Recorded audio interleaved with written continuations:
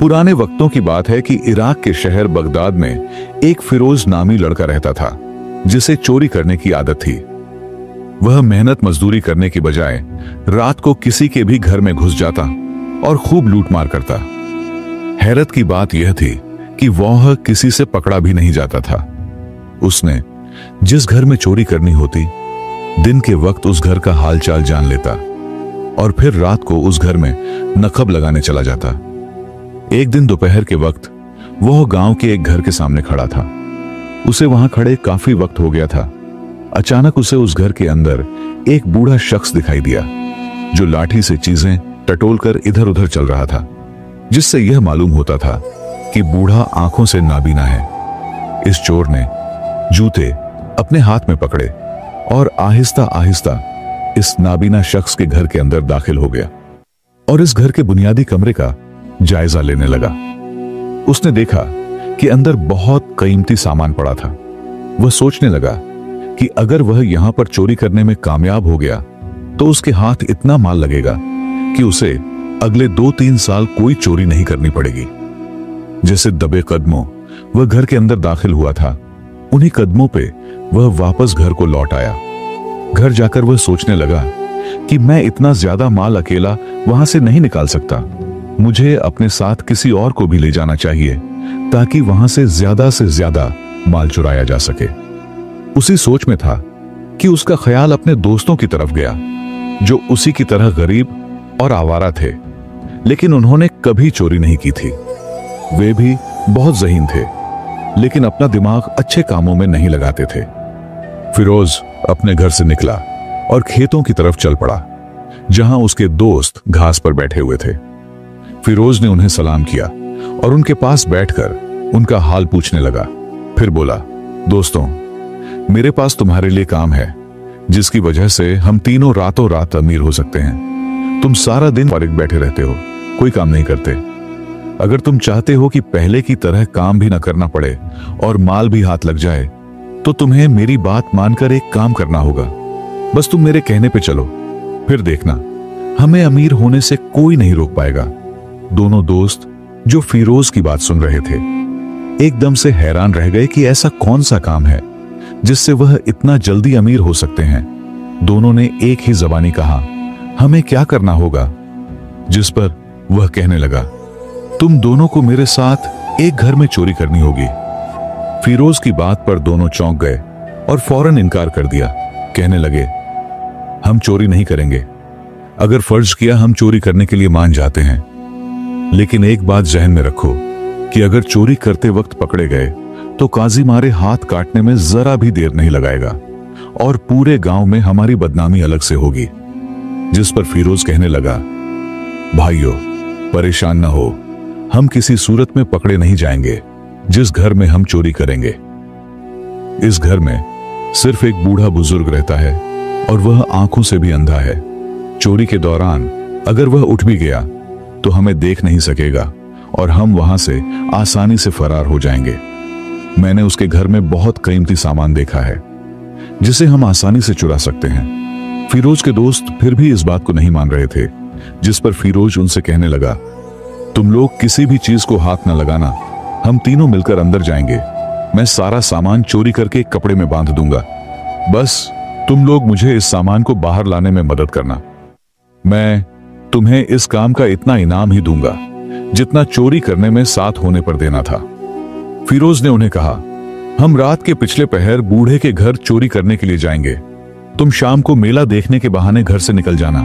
जब रात का समय हुआ तो दोनों दोस्त मेला देखने का बहाना करके घर से निकल आए। सीधे फिरोज के घर पर पहुंचे। फिरोज पहले ही अपने दोस्तों का इंतजार कर रहा था। दरवाजे पर दस्तक होते ही वह फौरन घर से निकल आया और मिलकर उस बूढ़े के घर की तरफ चल पड़े। बूढ़े का घर साथ वाले मोहल्ले में ही था। कुछ मिनट चलने के बाद वह वहां पहुंच गए। तीनों ने बारी बारी दीवार पार की और घर के आंगन में जा पहुंचे। बुजुर्ग केंद्रीय कमरे से थोड़ा दूर एक चारपाई पर लेटा था। वह उन दोनों की आवाज तभी सुन चुका था जब उन्होंने घर में छलांग लगाई थी, लेकिन उन्हें वैसे ही दिखाया जैसे वह बेखबर सो रहा हो। बुजुर्ग को सोता हुआ देखकर वह कमरे में दाखिल हुए और चोरी में मशगूल हो गए। बुजुर्ग चुपके से उठा और कमरे का दरवाजा बाहर से बंद कर दिया।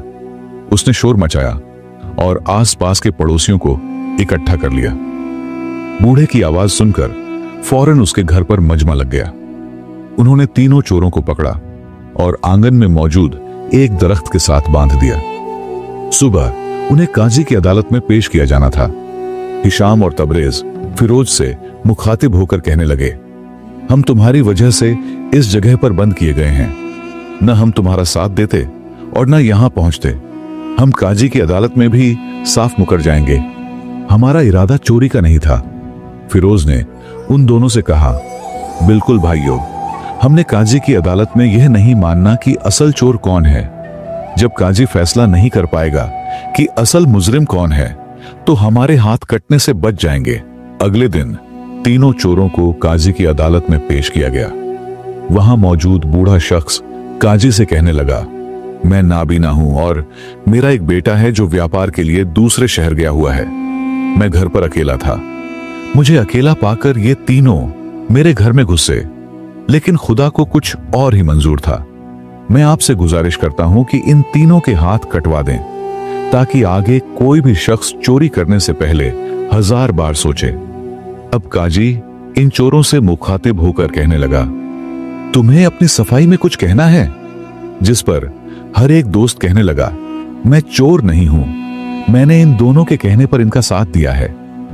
तीनों दोस्त एक दूसरे को ही मुजरिम ठहरा रहे थे, जिस पर काजी के लिए यह फैसला करना मुश्किल हो गया कि असल मुजरिम कौन है। बुजुर्ग ने एक बार फिर काजी से कहा, अब मेरी बात माने और इन तीनों के ही हाथ काट दें। लेकिन काजी कहने लगा, इनमें से तो कोई मान ही नहीं रहा कि असल चोर कौन है। हर कोई दूसरे पर इल्जाम तराशी कर रहा है। हमें उन्हें उनके जुर्म के मुताबिक सजा देनी होगी। काजी ने उन्हें गुस्से से कहा, तुम में से जो भी चोर है अपना जुर्म कबूल कर ले, वरना बाद में अच्छा नहीं हुआ। काजी ने उन्हें मनाने की हर मुमकिन कोशिश की, लेकिन वो जूं के तो रहे।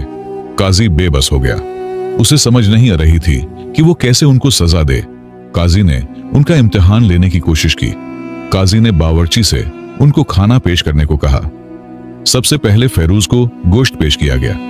उसने एक नवाला लेते ही थूक दिया और कहने लगा, यह कुत्ते का गोश्त है। काजी हैरान रह गया। काजी ने फौरा बावर्ची से पूछा, क्या यह वाकई कुत्ते का गोश्त है? बावर्ची बोला, नहीं काजी साहब, यह कुत्ते का गोश्त नहीं, आप बेझिझक तहकीक करवा लें। काजी ने फौरन उस कसाई को बुलाया जिसकी दुकान से गोश्त आया था।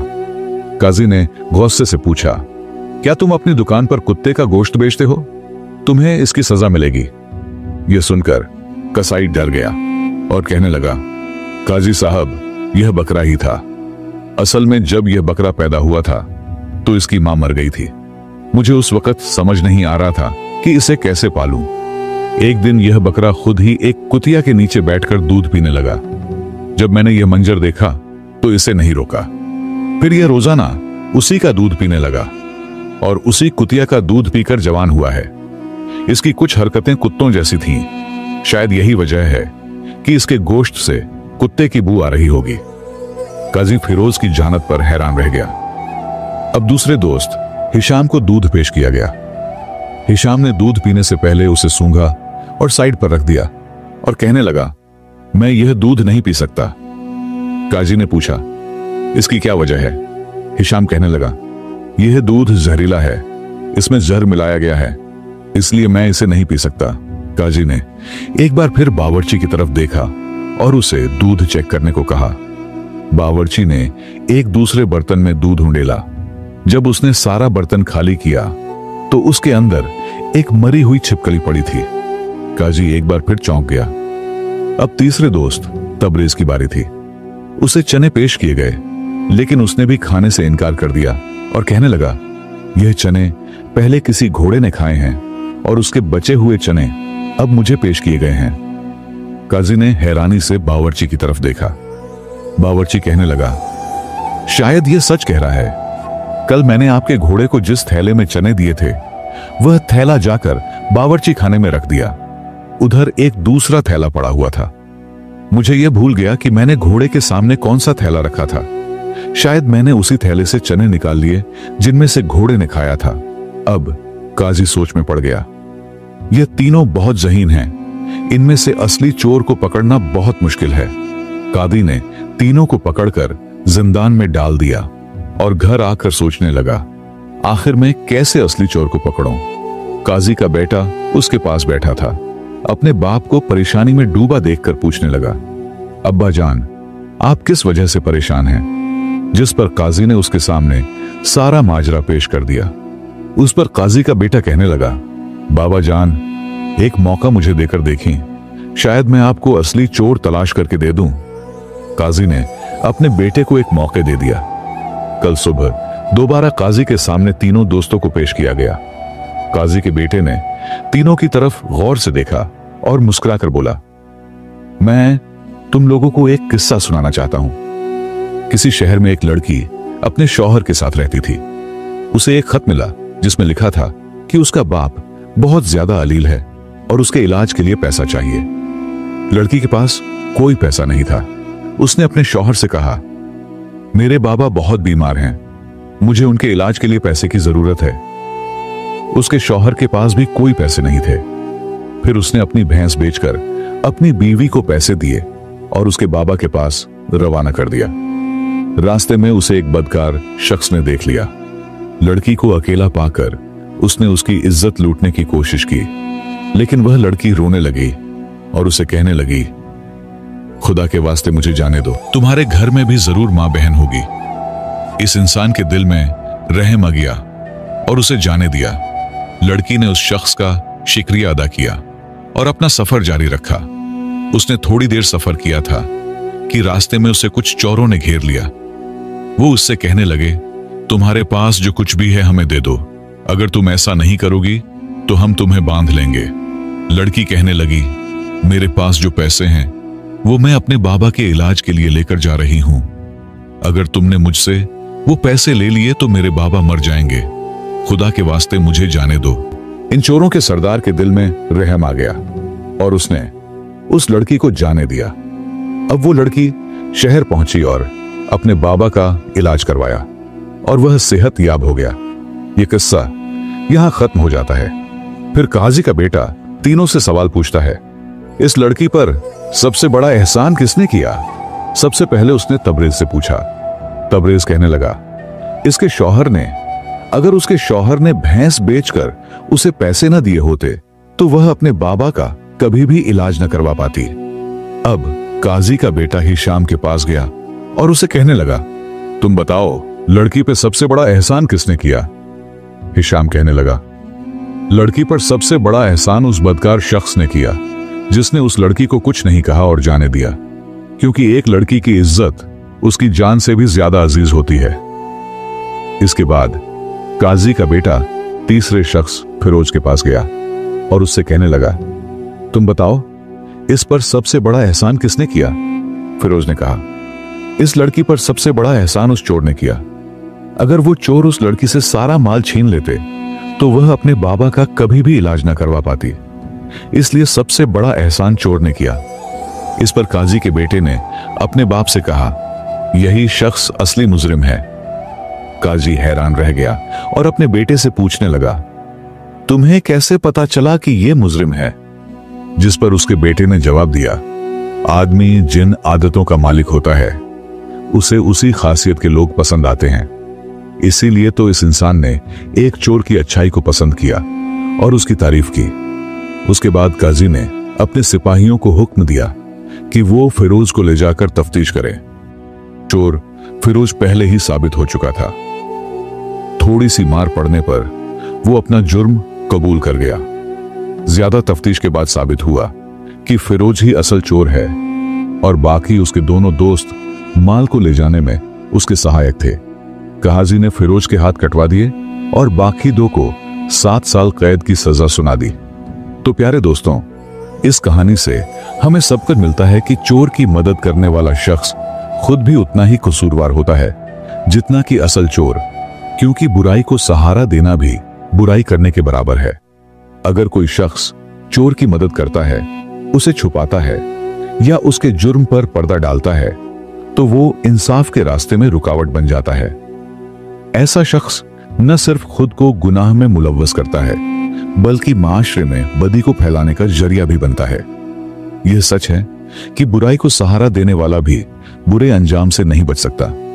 चोर के मददगार को शायद वक्त पर नुकसान न हो, लेकिन एक दिन वो भी पकड़ा जाता है।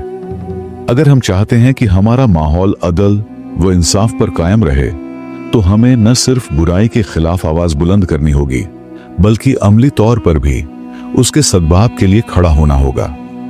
माशरे की बेहतरी तभी मुमकिन है जब हम हक और सच्चाई का साथ दें और जुल्म व ज्यादती के खिलाफ डट जाएं, चाहे वो किसी भी शक्ल में हो। हमें अपने अंदर एहसास ए जिम्मेदारी पैदा करना होगा कि अगर हम किसी बुरे अमल को नजरअंदाज करेंगे या खामोश तमाशाई बने रहेंगे, तो दरअसल हम भी इस बुराई के फैलाव में शरीक हो रहे होंगे। इसी तरह हमें अपनी रोजमर्रा जिंदगी में भी मुतअत्तित रहने की जरूरत है।